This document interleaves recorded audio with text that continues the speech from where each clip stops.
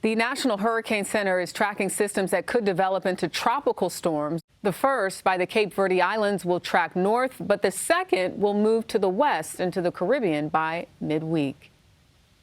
Well, today, the heads of 9 NATO members backed a path to membership for Ukraine to join the Western Alliance.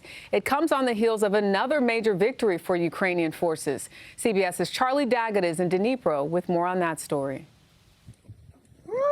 A day after Ukrainian forces swept into the key town of Lyman in eastern Ukraine, Lyman. President Volodymyr Zelensky announced in a video address, "Lyman is cleared fully. Thank you to our militaries, our warriors." He vowed that his warriors would recapture more territory in the coming days, saying there will be more Ukrainian flags flying in Donbass this week. Победа будет за нами! The same region President Putin laid claim to on Friday in his illegal annexation of 4 territories in Ukraine. Yet, since that moment, he's only given up more ground.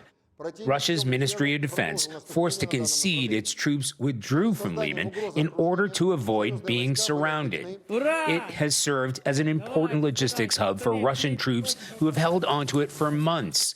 U.S. Defense Secretary calling it a significant loss. Lyman sits astride the supply lines of the Russians. So this presents sort of a dilemma for the Russians going forward.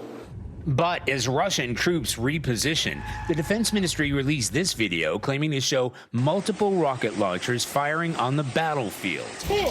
And these images parading apparently well-equipped new recruits running drills before they're sent to fight on the front lines.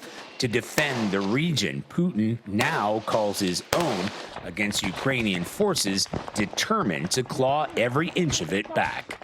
We were among the last to visit the town of Lyman just before it fell to the Russians in the spring, Jerika. Recapturing it is a major victory, but as far as Putin is concerned, that is now an attack on Russian soil. Charlie Daggett for us, thank you.